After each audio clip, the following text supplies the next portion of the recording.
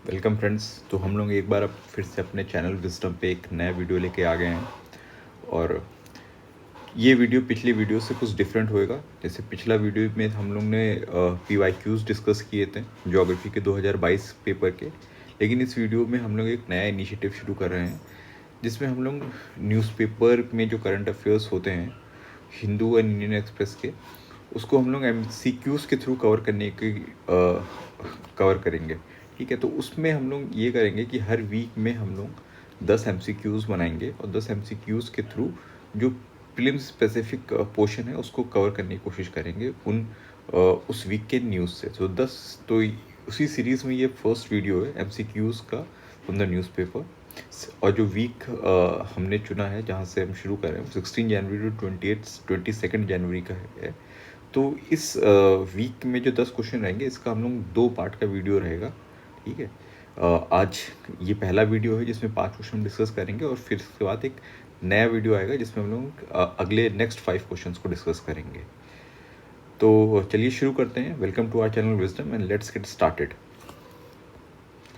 तो टॉपिक्स जो इस सेशन में इस पार्ट में हम लोग कवर करेंगे वो रहेंगे major non NATO ally status क्या होता है, चराउदेव मैदान क्या होता है।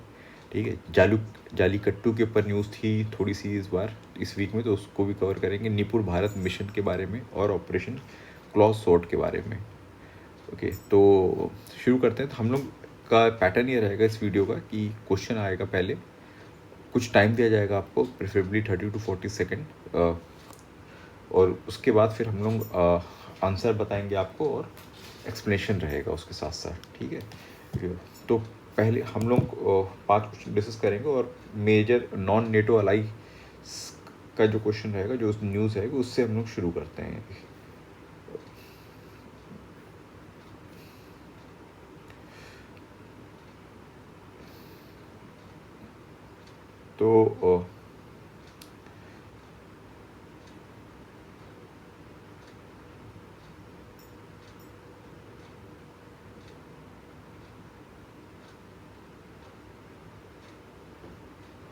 तो ये पहला क्वेश्चन रहा।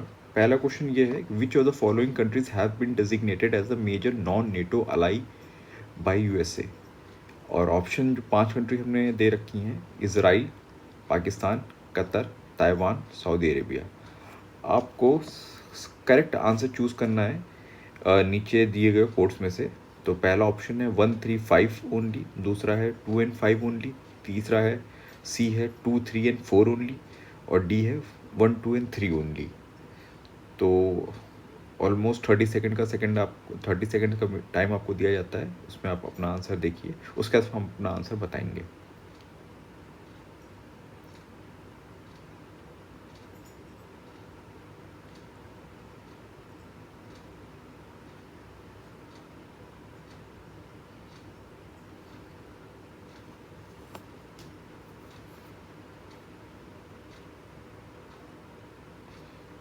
ओके फ्रेंड्स, तो ये रहा आंसर। आंसर इस क्वेश्चन का है D, 1, 2 and 3। इसमें इज़राइल, पाकिस्तान और कतर जो है, इनको US ने under US law major non NATO ally status दे रखा है। ठीक है, और जो बाकी की 2 कंट्रीज़ हैं, ताइवान एंड सऊदी अरेबिया, उनको नहीं दे रखा है। सऊदी अरेबिया को ये स्टेटस नहीं दे रखा है, ताइवान को ये स्टेटस इनफॉर्मली दे रखा है। मतलब US के जो लॉज हैं जिनके अंदर ये स्टेटस दिया जाता है, उसमें ताइवान का नाम नहीं इंक्लूडेड है। 18 कंट्रीज़ का इंक्लूडेड है, जिसमें इज़राइल, पाकिस्तान और कतर है। ताइवान का इंक्लूडेड नहीं है, लेकिन ताइवान का इसलिए इंक्लूडेड नहीं करता है USA, क्योंकि मतलब वो डायरेक्ट कन्फ्रंटेशन नहीं चाहता है चाइना के साथ। अदरवाइज जो major non NATO ally status की जितनी भी फैसिलिटीज़, जितने भी बेनिफिट्स होते हैं, वो बाकी कंट्रीज़ को देता है, 18 कंट्रीज़ को देता है। वही सेम बेनिफिट वो ताइवान को भी देता है। ठीक है, तो एक्सप्लेनेशन देख लेते हैं हम लोग इसका। तो major non NATO ally status जो है, वो US लॉ के अंदर एक ऐसा डेजिग्नेशन दिया जाता है जिसमें वो उन कंट्रीज़ को कुछ सर्टेन बेनिफिट्स देता है, स्पेशली जो डिफेंस, ट्रेड और सिक्योरिटी का जो एरिया होता है, सिक्योरिटी में कोऑपरेशन करने का, उसमें। तो ये मिलिट्री प्रिविलेजेस तो प्रोवाइड करता ही है। क्या क्या प्रिविलेजेस होंगे उसको हम लोग नेक्स्ट स्लाइड में देखेंगे। और कुछ इकोनॉमिक प्रिविलेजेस भी, मतलब लोन वगैरह प्रोवाइड किए जाते हैं, तो वो भी देता है ठीक है। लेकिन इसमें से कोई भी इस major non NATO ally status के अंदर कोई भी सिक्योरिटी कमिटमेंट नहीं होता है, ठीक है, डेजिग्नेटेड कंट्री के लिए यूएस का और ना उस कंट्री का यूएस के लिए। मतलब कोई डिफेंस पैक्ट इस तरह का नहीं होगा कि अगर यूएस पे कोई तीसरी कंट्री अटैक करे तो मेजर नॉन नेटो अलाई बना, मतलब उसके यूएस के प्रोटेक्शन में लाएगा, और या फिर उस कंट्री के ऊपर कोई दूसरा अटैक करे तो फिर यूएस उसके प्रोटेक्शन के लिए आएगा। ऐसा कोई सिक्योरिटी कमिटमेंट्स नहीं होता है डेजिग्नेटेड कंट्री की तरफ से भी, यूएस की तरफ से भी। ये कमिटमेंट जो होता है वो नेटो अलाइज जो होते हैं, जो एक नेटो है, नॉर्थ अमेरिकन ट्रीटी ऑर्गेनाइजेशन, उन कंट्रीज़ में जिसमें यूएस भी पार्ट है और मेनली यूरोप की कंट्रीज उनके पार्ट है, तो इन कंट्रीज़ में ये सिक्योरिटी कमिटमेंट रहता है कंट्रीज़ के लिए कि अगर एक कंट्री पे अटैक हो तो सारी कंट्रीज से माना जाएगा। फॉर एग्जांपल जब यूएस पे 9/11 का अटैक हुआ था तो अफगानिस्तान में जो इन्वेजन हुआ था उसमें जो फोर्सेस गई थी वो यूएस के साथ साथ बाकी नेटो कंट्रीज़ की भी गई थी उसके अंदर।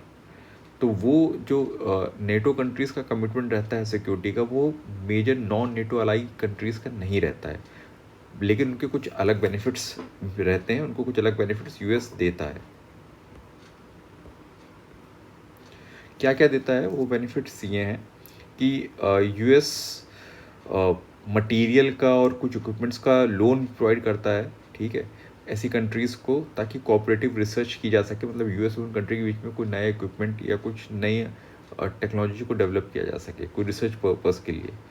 फिर हर कंट्री अपने war reserve stock price maintain करता है कि अगर वॉर हो जाए तो उसको कितने रिजर्व चाहिए, कितना मटेरियल उसको लगेगा, तो हर कंट्री अपने एक war reserve stock pile maintain करता है। तो यूएस के जो वॉर रिजर्व स्टॉक पाइल्स होते हैं वो यूएस अपनी टेरिटरी पे तो रखता ही है वॉर के केस में, लेकिन अगर दूसरी कंट्रीज़ में भी के ही की टेरिटरीज पे भी रखता है, ठीक है। तो वो जो अपने इसके यूएस के जो वॉर रिजर्व स्टॉक पॉइंट्स होते हैं वो major non NATO ally countries की टेरिटरी में भी रख सकता है। तो ये मतलब ये यूएस के ही अपने डिफेंस इक्विपमेंट रहेंगे, यूएस के ही अपना वॉर रिजर्व रहेगा, लेकिन वो अपनी फ्रेंडली कंट्री जो ये major non NATO ally country है उसकी टेरिटरी उस कंट्री में रखेगा इसको, ठीक है। फिर उसके अलावा यूएस के पास एक्सेस डिफेंस आर्टिकल्स मींस कि अगर यूएस की अपनी रिक्वायरमेंट के ऊपर कुछ और डिफेंस आर्टिकल्स होते हैं, उसके पास डिफेंस इक्विपमेंट्स होते हैं, तो वो फॉरेन असिस्टेंट एक्ट होता है एक यूएस का, उसके अंदर वो इस तरह के आर्टिकल, इस तरह के इक्विपमेंट, इस तरह के वेपन सिस्टम वो इन कंट्रीज़ को भी ट्रांसफ़र कर सकता है, ठीक है। फिर अगर यूएस की जो सिक्योरिटी फोर्सेस हैं, आर्म फोर्सेस हैं, वो ऑल ओवर वर्ल्ड स्टेशन रहती हैं, आर्मी भी, नेवी भी, इस तरह के। तो जो यूएस डिफेंस डिपार्टमेंट के जो इक्विपमेंट होते हैं, जो नेवी वगैरह इनके आर्मी के इक्विपमेंट होते हैं, उनके मेंटेनेंस और रिपेयर के लिए ये major non NATO ally countries की जो कंपनीज हो, जो फर्म्स होती हैं, वो बिड कर सकती हैं उनके मेंटेनेंस और रिपेयर के लिए आउटसाइड यूएस। मतलब अपनी कंट्री में अगर सपोज इसराइल को ये स्टेटस मिला है, तो अगर यूएस की कुछ डिफेंस सिस्टम इसराइल में स्टेशनड है, तो उसका जो ओवरऑल जो मेंटेनेंस होएगा, जो रिपेयर वर्क होएगा, वो इसराइल की कंपनी ही कर लेगी, ठीक है, अब बिड करके, और उसके लिए मतलब यूएस की कंपनी नहीं आएगी। तो ये कुछ चीज़ें बेनिफिट्स रहती हैं, क्योंकि जब इस तरह के सपोज़ पाकिस्तान, कतर ऐसी कंट्री के इनकी अगर कंपनी जाके यूएस के इक्विपमेंट्स को ओवरऑल कर रही, रिपेयर कर रही, मेंटेनेंस कर रही, तो वो ऑब्वियसली वहाँ से टेक्निकल नो हाउ लेके आएगी कि ये डिफेंस सिस्टम कैसे काम करता है, उनको अपनी कंट्री में भी इम्प्लीमेंट किया जा सकता है। तो ये कुछ प्रिविलेजेस यूएस देता है MNNA स्टेटस के अंदर, जिसको मतलब जो मेजर नॉन नेटो अलाई है ये देता है, और यूएस ने अब तक 18 कंट्रीज़ को ये स्टेटस दे रखा है, ठीक है।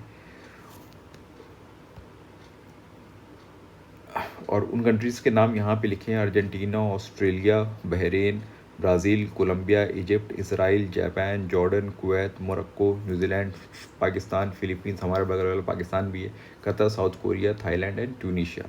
और हमने पहले ही बोला कि ताइवान को ये स्टेटस इनफॉर्मली दिया गया है। यूएस का जो लॉ है उसके अंदर ताइवान को ये स्टेटस वहाँ पे नाम नहीं लिखा जाएगा, लेकिन जो इन MNAs की प्रिविलेज होती हैं वो सारी ताइवान को दी जाएंगी, ठीक है। तो कुछ चीज़ें अफ़गानिस्तान को भी ये स्टेटस दिया गया था 2012 में, लेकिन जब से तालिबान ने कब्जा किया है फिर से अफ़गानिस्तान के ऊपर, तो ये स्टेटस रिवोक्ड कर लिया गया है। यूएस ने ये स्टेटस रिवोक कर लिया है उससे। और मतलब एक आइडिया, रफ आइडिया हम दे सकते हैं आपको कि मतलब MNN स्टेटस से क्या क्या फ़ायदे होते हैं। उसका सबसे बेस्ट एग्जांपल हम लोग अपने पड़ोस में आके पाकिस्तान के साथ देख सकते हैं कि जब ये स्टेटस मिला था पाकिस्तान को, तो उसके अंदर पाकिस्तान को साथ साथ क्या क्या मिला। पाकिस्तान को F-16A एयर फाइटर एयरक्राफ्ट होते हैं वो 23 मिले थे, ठीक है। फिर पाकिस्तान को एक ओरियन मैरीटाइम पेट्रोल एयरक्राफ्ट होता है वो मिला था, ठीक है। कोबरा हेलीकॉप्टर्स मिल चुके हैं। फिर यूएस का एक बहुत ही अच्छा ओलिवर पेरी क्लास टाइप का फ्रिगेट शिप होता है, मतलब नेवल शिप होता है ये, ठीक है। तो ये मिला था इसको। पाकिस्तान ने का अराउंड 8 डिमांड किए थे कि 8 दिए जाएँ, उसको प्रोवाइड किए जाएँ, लेकिन फॉरेन असिस्टेंस के अंदर एक ही दिया यूएस ने, वो एक्सेस डिफेंस आर्टिकल के अंदर में, क्योंकि यूएस के पास एक्सेस था तो उसने एक पाकिस्तान को ट्रांसफ़र कर दिया। इसके साथ साथ पाकिस्तान को बहुत फैसिलिटीज़ मिली हैं, जिसमें एंटी टैंक मिसाइल, रडार, हाउट्जर्स, सब कुछ, और इलेक्ट्रॉनिक वॉरफेयर के इक्विपमेंट्स भी सब कुछ प्रोवाइड किए गए हैं यूएस के द्वारा। तो ये सब बेनिफिट्स होते हैं major non NATO ally status के। तो चलिए अब नेक्स्ट क्वेश्चन पे, और हम लोग आपको न्यूज़ भी दिखा देते हैं कि किस न्यूज़ से हमने ये उठाया है, ठीक है। तो ये 18 जनवरी 2022 की इंडियन एक्सप्रेस की एक्सप्लेन्ड में एक आर्टिकल आया था कि यूएस के अंदर, यूएस की जो पार्लियामेंट है, यूएस का जो लेजिस्लेचर है, उसके अंदर पाकिस्तान का नॉन नेटो अलाई स्टेटस को रिवोक करने के लिए एक बिल लाया गया है, ठीक है। बिल पास नहीं हुआ, एक बिल लाया गया है। दो कांग्रेसमैन लेके आए हैं, यूएस कांग्रेस के अंदर इसको लाया गया है। तो ये एक न्यूज़ बनी थी 18 जनवरी 2022 की इंडियन एक्सप्रेस के अंदर आई भी थी एक्सप्लेन के उसमें, और इन्होंने दे भी रखा है कि मेजर नॉन नेटो अलाई की स्टेटस के क्या क्या बेनिफिट होते हैं। तो यहीं से ये क्वेश्चन बनाया गया है, इसी न्यूज़ के थ्रू। तो इसके बाद चलिए हम लोग नेक्स्ट क्वेश्चन पे आते हैं। इसमें भी आपको पहले क्वेश्चन आएगा और अराउंड 30 सेकेंड का टाइम दिया जाएगा। क्वेश्चन रहा ये आपका, in the context of north east why Charaideo Maidams are in news recently. A. It is the site where the Ahom army defeated the Mughal army. B. It is the Ahom burial sites where the Ahom kings and queens were buried like Egyptian pyramids. It is the protected area in Mizoram. C. D. It is the name of the village which makes the disputed boundary between Assam and Mizoram.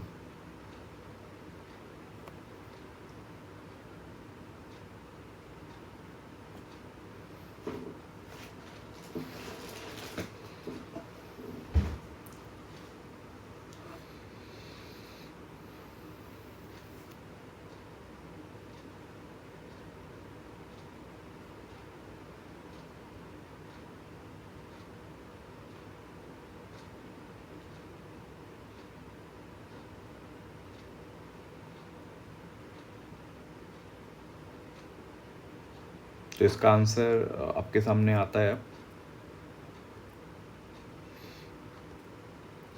इसका answer है B correct answer है कि ये Ahom burial sites हैं। Ahom Kings, Ahom kingdom था north east में, आसाम में, और अहोम बरियल साइट्स हैं। और चारोदेव मैदान से ज़्यादा अहोम बरियल साइट्स पे the Ahom king and queen's वो बरीड, ठीक है।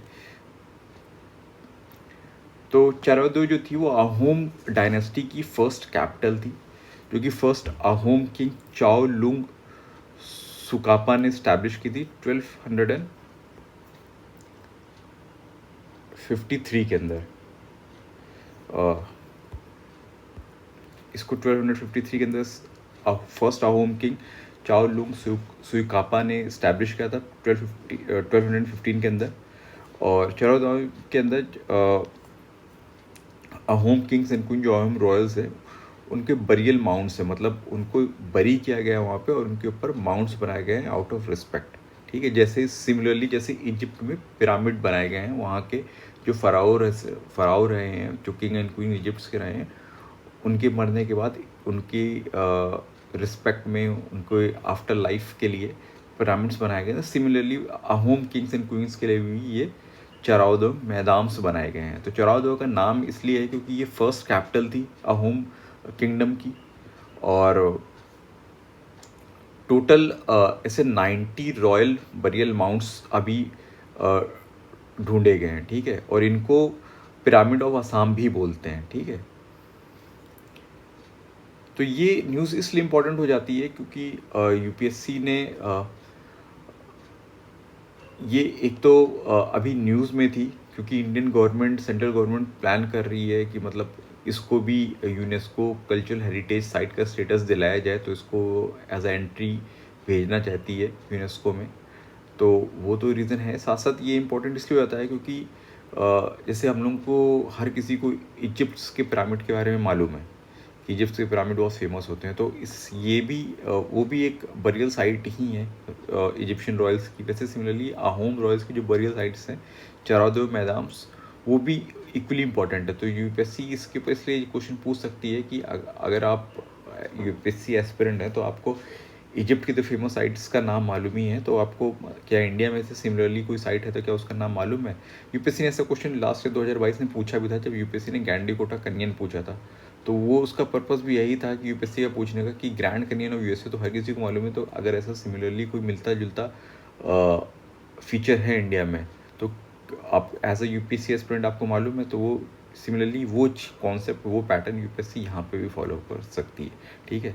तो चरावदेव मैदान्स जो हैं यहाँ पे, जो एरिया है यहाँ पे अराउंड 90 रॉयल बरियल माउंट्स बोले गए हैं जो कि जिनको आम लैंग्वेज में हम लोग पिरामिड्स ऑफ असम भी बोल सकते हैं, बोलते हैं। और जैसे कि मैंने बोला कि ये न्यूज़ भी हमने 22 जनवरी 2023 की हिंदू न्यूज़पेपर से ली है।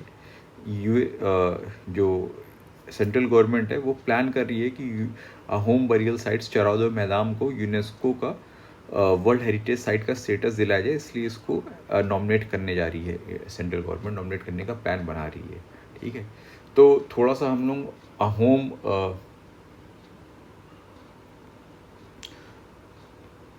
बहुत ब्रीफली हम लोग अहोम डायनेस्टी के बारे में जान लेते हैं। जैसे कि मैंने पहले बोला कि इसको एक फर्स्ट जो अहोम किंग थे चाओलुंग सुकापा, उन्होंने स्टैब्लिश किया है। और 12 इस डायनेस्टी को 1228 में इस्टेब्लिश किया गया है। 1253 का जो टाइम है उसमें ये जो कैपिटल सिटी चरायदेव इसको इस्टेब्लिश किया गया था, या इसको इसके फाउंडेशंस लेट किए गए थे। और अहोम डायनेस्टी ऑलमोस्ट 600 ईयर्स तक कंटिन्यूसली रूल करती रही है इंडिया के नॉर्थ ईस्ट पास में। 1228 से लेके 1826 तक रूल करती रही अहोम डायनेस्टी, जब 1826 में अहोम किंगडम को ब्रिटिशर्स ने हरा दिया था और इनकी एम्पायर को ट्रीटी ऑफ यांडबो के थ्रू एनेक्स कर लिया था ब्रिटिश इंडिया के अंदर। चलिए हम लोग मूव ऑन करते हैं अपने नेक्स्ट क्वेश्चन के ऊपर, क्वेश्चन नंबर 3 के ऊपर। क्वेश्चन नंबर 3 जो है वो जालीकट्टू का जो स्पोर्ट्स है जो तमिलनाडु में खेला जाता है उसके ऊपर हमने बनाया है, ठीक है। तो क्वेश्चन को पहले पढ़ते हैं, फिर आपको टाइम दिया जाएगा और फिर आप उसका आंसर कीजिएगा। उसके बाद हम लोग इसका आंसर और एक्सप्लेनेशन देखेंगे। तो क्वेश्चन इस कुछ इस तरह से है, in the context of bull fighting in taming sports played in India which of the following statements are true. पहला स्टेटमेंट है there is a seal of Indus valley culture depicting this practice. दूसरा statement है this sports also find mention in the Sangam literature. तो आपको correct answer choose करना है इसमें से। तो ए ऑप्शन है ओनली 1, बी है ओनली 2, सी है बोथ 1 and 2 एंड डी है नाइदर 1 नॉट 2, ठीक है। तो अराउंड 30 सेकेंड तक आपको टाइम दिया जाता है, आप इसको आंसर कीजिए, फिर हम लोग इसका आंसर देखेंगे, एक्सप्लेनेशन भी देखेंगे।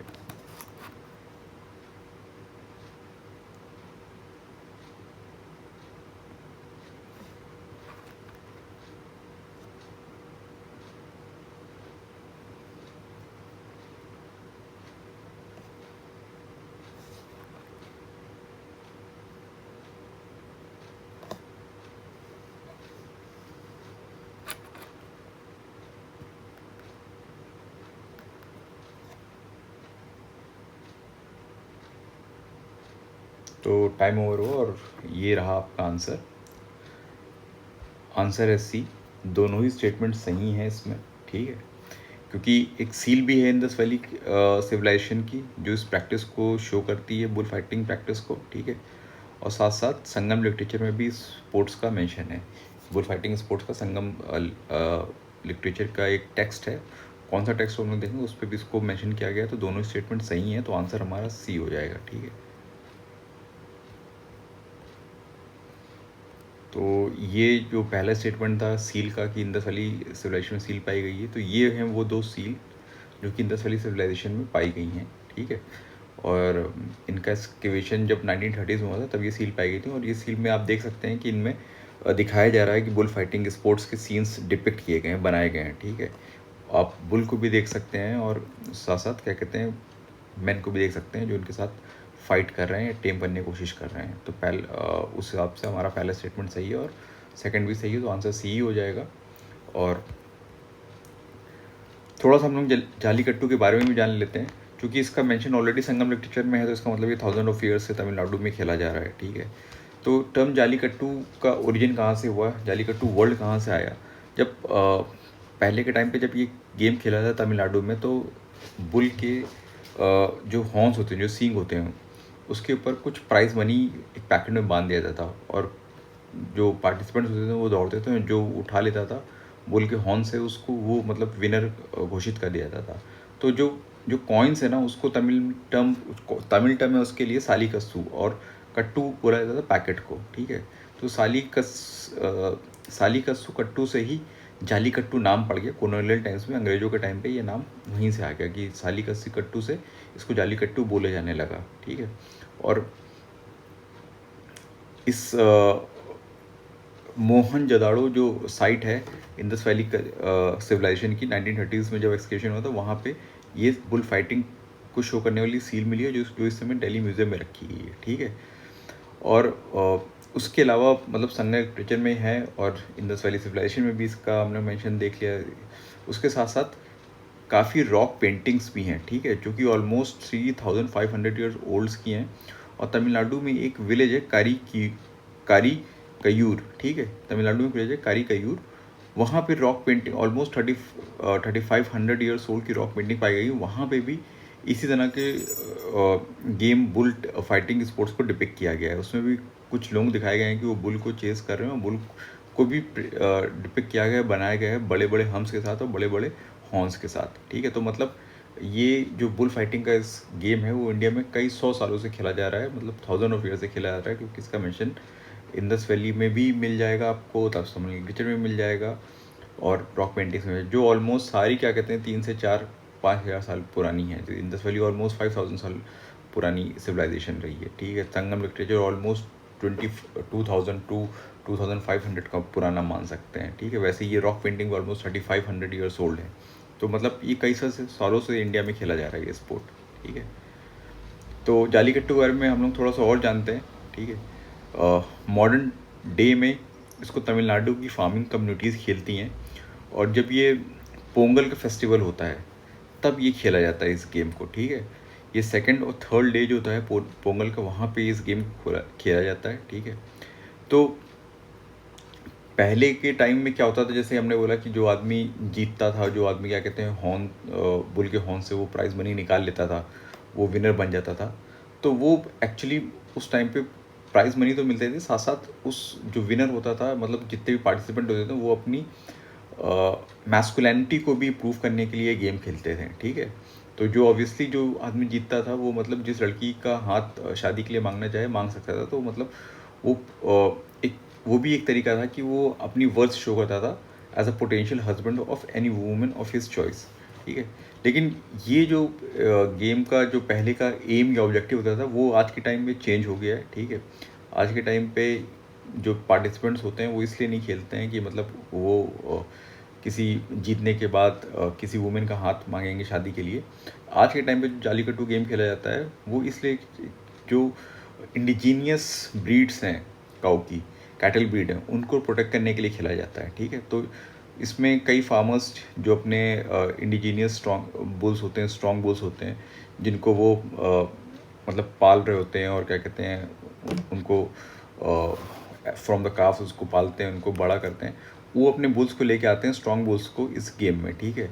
तो जो बुल अपनी स्ट्रेंथ प्रूव कर लेता है उसको यूज़ किया जाता है मेटिंग के लिए बाकी काउस के साथ, ताकि जो उनसे जो ऑफस्प्रिंग पैदा हुए वो भी स्ट्रॉन्ग और स्ट्रॉन्ग निकले, और उनका मिल्क प्रोड्यूसिंग हो। तो मतलब इस तरह के जो इंडिजीनियस ब्रीड्स हैं वो स्ट्रॉन्ग ब्रीड्स है उनका प्रिजर्वेशन के लिए भी ये गेम आज की डेट में इसका ऑब्जेक्टिव ये है, ठीक है, इसलिए खेला जाता है।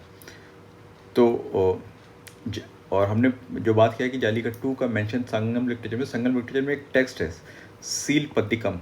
तो जालीकट्टू का ये एपिक है, एक सील पत्तिकम एक पूरा एक एपिक है संगम लिटरेचर का, तो उसमें जालीकट्टू का मेंशन है, ठीक है। जालीकट्टू को काफ़ी कई और अलग अलग नामों से भी बुलाया जाता है, यूज़ किया अलग अलग नाम जालीकट्टू के लिए। तो उन नामों को भी हम थोड़ा सा देख लेंगे, क्योंकि अगर यूपीएससी कुछ और टर्म यूज़ कर लेती है तो हम लोग को भी वो थोड़ा सा मालूम होना चाहिए, ठीक है। जैसे जालीकट्टू को सबसे फेमस नाम जालीकट्टू के अलावा एक मंजू विरातू भी है, ठीक है।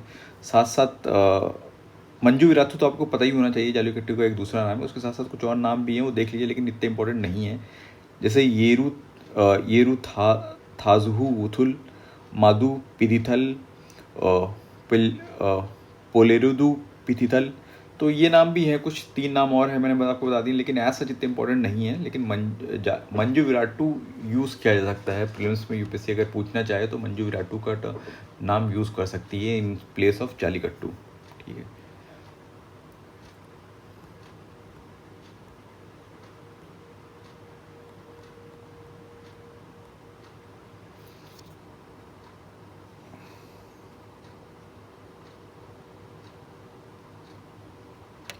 तो क्वेश्चन नंबर 4 ये रहा हमारा कि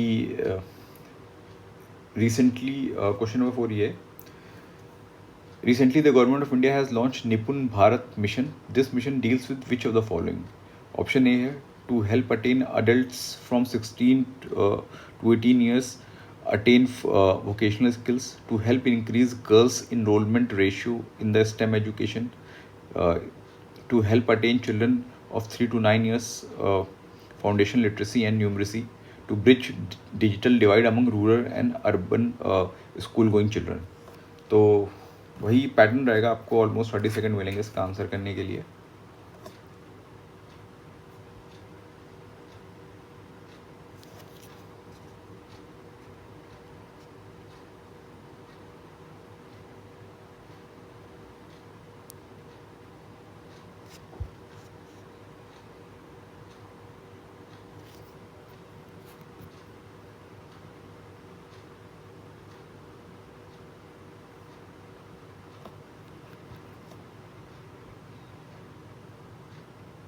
तो ये रहा आपका आंसर। आंसर है इसका सी। ये 3 से 9 साल के बच्चों के लिए लॉन्च किया गया है ताकि वो फाउंडेशन लिटरेसी और न्यूमरेसी को अटेन कर सकें, ठीक है। तो ये मेनली इस पर्पस के लिए ही लॉन्च किया गया है ये, ठीक है। तो लॉन्च क्यों किया है? क्योंकि जो 2020 में नेशनल एजुकेशन पॉलिसी आई थी NEP 2020, उसमें एजुकेशन सिस्टम उसमें जो ये डिफ़ाइन किया गया, उसमें प्रायोरिटी दी गई है कि universal foundation literacy and numeracy जो है प्राइमरी स्कूल गोइंग चिल्ड्रन में बाय 2025 अचीव की जाएगी। ये उसमें लिखा हुआ है नेशनल एजुकेशन पॉलिसी में, the highest priority of the education system will be to achieve universal foundation literacy and numeracy in the primary school by 2025, ठीक है। तो ये NEP 2020 का इम्प्लीमेंटेशन के लिए ही मिनिस्ट्री ऑफ एजुकेशन ने निपुण भारत मिशन को लॉन्च किया है, ठीक है। तो अब फाउंडेशन लिटरेसी एंड न्यूमरेसी के लिए ही लॉन्च किया गया है, लेकिन फाउंडेशन लिटरेसी और न्यूमरेसी होती क्या उसको भी हम लोग थोड़ा सा जान लेते हैं। तो शॉर्ट में इसको FLN बोलेंगे हम लोग। तो इसका मतलब होता है कि चाइल्ड की या बच्चे की एबिलिटी कि वो पढ़ कितने मीनिंग से पाता है, मतलब टू रीड विद मीनिंग, जब वो पढ़ता है तो कितना समझ पाता है उस चीज़ को, ठीक है। और basic mathematicals problem, basic maths की प्रॉब्लम सॉल्व कर पाता है कि नहीं बाई क्लास 3, ठीक है। तो बच्चा जब 9 साल का होता है, 9 साल का होता है, तो ऑलमोस्ट क्लास 3 तक पहुंच जाता है। तो उसको क्लास 3 तक जब वो पहुंचता है तो उसको पढ़ना आना चाहिए विद कॉम्प्रहेंशन, विद मीनिंग, वो समझे जो सेंटेंस में लिखा गया है उसको समझे, और साथ साथ उसको बेसिक मैथ्स की प्रॉब्लम भी करनी आनी चाहिए। तो ये बेसिक स्किल्स हैं जिनको निपुण भारत मिशन में अचीव करने के लिए इस मिशन को लॉन्च किया गया है, ठीक है। तो और ये देखा भी गया है कई स्टडीज़ में कि ये बेसिक स्किल्स होते हैं जिसको चाहिए होता है ताकि बच्चा आगे की सेकेंडरी एजुकेशन और हायर एजुकेशन को पा पाए। जो बच्चा इन फाउंडेशनल न्यूमरेसी और लिटरेसी के स्किल्स को नहीं पा पाती, वो आगे की एजुकेशन भी नहीं पूरी कर पाएगा, ठीक है। और जो आगे की एजुकेशन नहीं पूरी कर पाएगा, हायर एजुकेशन नहीं पूरी कर पाएगा, वो अल्टीमेटली उसको अच्छी जॉब भी नहीं मिलेगी और अच्छे लाइवलीहुड चांसेस भी नहीं, अपॉर्चुनिटीज़ भी नहीं मिलेंगी उसकी, ठीक है। तो निपुण भारत मिशन का एम ही यही है। It aims to ensure that every child has these skill by class 3 by 2026 and 27, ठीक है। तो ये निपुण भारत में लिखा गया है, ठीक है, कि हम लोग 26-27 तक इस स्किल सेट्स को अचीव करने की कोशिश करेंगे for school going children of 3 to 9 years, ठीक है। तो फाउंडेशन लिटरेसी और न्यूमरेसी को डिफाइन कैसे किया जाता है? फाउंडेशन लिटरेसी को मतलब होता है कि reading with comprehension, writing with understanding और कॉम्प्रहेंशन का मतलब जो हम पढ़ रहे हैं वो हम समझ पा रहे हैं कि नहीं। वो बच्चा 9 साल का ऐसा तो नहीं कि मतलब पढ़ पा रहा है लेकिन समझ नहीं पा रहा है, तो उसको रीडिंग विद कॉम्प्रहेंशन आना चाहिए, writing with understanding, writing with भी आना चाहिए, राइटिंग विद अंडरस्टैंडिंग। जो वो लिख रहा है उससे लिखने के लिए जो चीज़ बोली गई है क्या उसको समझ पा रहा है, मतलब समझ रहा है कि नहीं कि मैं क्या लिख रहा हूँ, ठीक है। और फिर जब स्पीकिंग विद कोहेरेंट थॉट की मतलब बोलते समय भी उसके थॉट्स एक सेंस बनाए, एक कुछ मीनिंग क्रिएट करें, ठीक है। तो ये 3-4 चीज़ें होती हैं जिसको फाउंडेशन लिटरेसी का पार्ट माना जाता है, ठीक है। कि अगर बच्चा, और ये इन चीज़ों की ज़रूरत इसलिए पड़ी क्योंकि लगातार एक प्रथम NGO है उसके सर्वे, वो एक ASER करके सर्वे चेक करता है, उसमें ये फाइंड किया जा रहा था कि जो आपके class first second third fourth के बच्चे हैं ये अपने क्लास के अप्रोप्रिएट जो मैथ्स और रीडिंग के जो स्किल्स होते हैं, जो रीडिंग की स्किल्स होते हैं वो अचीव नहीं कर पा रहे थे। क्लास फोर्थ का बच्चा क्लास 2 के मैथ्स के प्रॉब्लम नहीं सॉल्व कर पा रहा था, क्लास 4 का बच्चा क्लास 2 के सेंटेंसेस नहीं पढ़ पा रहा था। तो ये देखा गया कि ये फाउंडेशन लिटरेसी न्यूमरेसी को मतलब अचीव नहीं कर किया पा रहा है। तो बच्चे स्कूल के जो हैं गवर्नमेंट स्कूल के वो नहीं अचीव कर पा रहे हैं। तो गवर्न ने इसी गैप को फिल करने के लिए निपुण भारत मिशन लॉन्च किया है, ठीक है। तो फाउंडेशन लिटरेसी का मीनिंग हमने समझ लिया क्या होता है। फिर फाउंडेशन न्यूमरेसी को भी जान लें क्या होता है। कि फाउंडेशन न्यूमरेसी का मतलब है कॉम्पिटेंस इन काउंटिंग। गवर्नमेंट इस तरह से डिफाइन करती है कि बच्चों को काउंट करना आना चाहिए। अगर वो मतलब 10, 12, 20 नंबर तक काउंट कर पा रहा है तो मतलब आसानी से काउंट कर सके, उसको कोई ऐसी प्रॉब्लम ना हो कि अगर उसके सामने 10 ट्री गिनने को उसको बोल दिया जाए तो वो उसको गिन ही नहीं पा रहा है, ठीक है।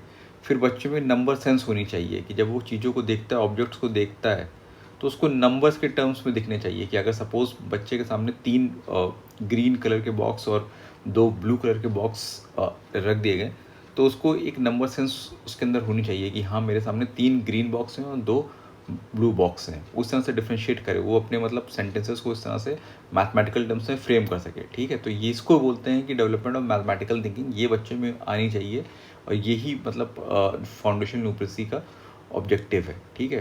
फिर उसको बेसिक ऑपरेशंस भी करने आने चाहिए और नंबर्स और problem solving, for example division मतलब एडिशन और सब्सट्रैक्शन के अलावा डिवीजन और मल्टीप्लिकेशन भी उसको प्रॉपरली आना चाहिए, ठीक है। तो ये चीज़ें हैं जो क्या कहते हैं, कुछ चीज़ें हैं जिसको मिला के, ये स्किल्स को मिला के फाउंडेशन लिटरेसी या न्यूमरेसी स्किल्स बोला जाता है, ठीक है। तो ये निपुण भारत का इनको अचीव करना ही इन एम है, ठीक है।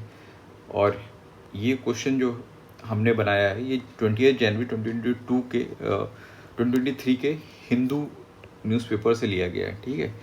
तो यहाँ पे ये एडिटोरियल है, ठीक है। तो एडिटोरियल में यही बात की गई कि जो निपुण मिशन लॉन्च किया गया है वो एसर सर्वे की फाइंडिंग्स के बाद जो फाइंडिंग हाईलाइट करी हैं उन्होंने, उनको ब्रिज करने के लिए ये निपुण भारत मिशन लॉन्च किया गया है, ठीक है। तो चलिए हम लोग चलते हैं इसके बाद अपने अगले क्वेश्चन पे, क्वेश्चन नंबर 5।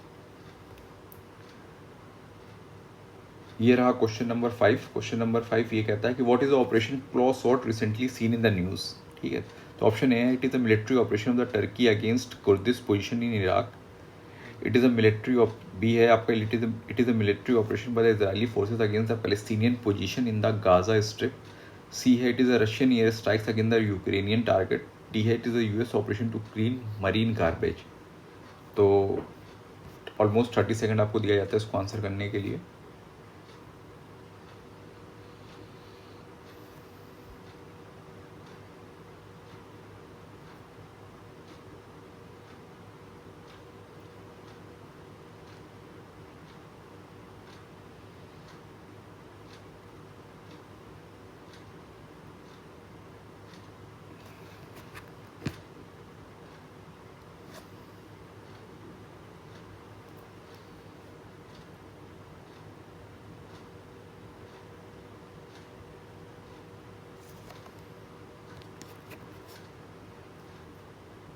तो ये रहा आपका आंसर। आंसर है ये ऑपरेशन क्लॉ स्वॉर्ड जो है ये टर्की का ऑपरेशन है अगेंस्ट कुर्दिश पोजीशन, मतलब कुर्दिश जो लोग हैं जो इराक में रहते हैं, मतलब एक कुर्द्स जो हैं वो एक एथनिक माइनॉरिटी बोल सकते हैं या एथनिक ग्रुप है, ठीक है, जो कि काफ़ी कंट्रीज़ में फैला हुआ है और अपना सेपरेट नेशन की भी डिमांड कर रहे हैं, जिसको कुर्दिस्तान वो लोग बोलते हैं। तो वो टर्की में भी हैं, वो इराक में भी हैं, वो सीरिया में भी हैं और ईरान में भी हैं, ठीक है। तो टर्की ने ऑपरेशन लॉन्च किया था ये कुर्दिश पोजीशन के अगेंस्ट इराक में, उसको ही ऑपरेशन क्लॉ स्वॉर्ड बोला उन्होंने, ठीक है। तो ये एक्चुअली इराक और सीरिया दोनों जगह लॉन्च किया गया था।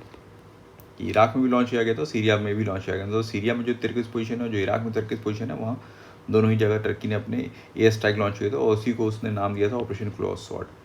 तो ये मतलब इस 16 टू 22 जो जनवरी का जो हम लोग करंट अफेयर्स बना रहे हैं उसमें नहीं लॉन्च किया गया था, ये लॉन्च किया गया था एक्चुअली 19 नवंबर 2022 में। लेकिन ये इस दौरान हमने हिंदू में एक एडिटोरियल आया था, उसमें इसका मेंशन था, तो वहाँ से हमने ये क्वेश्चन बनाया है।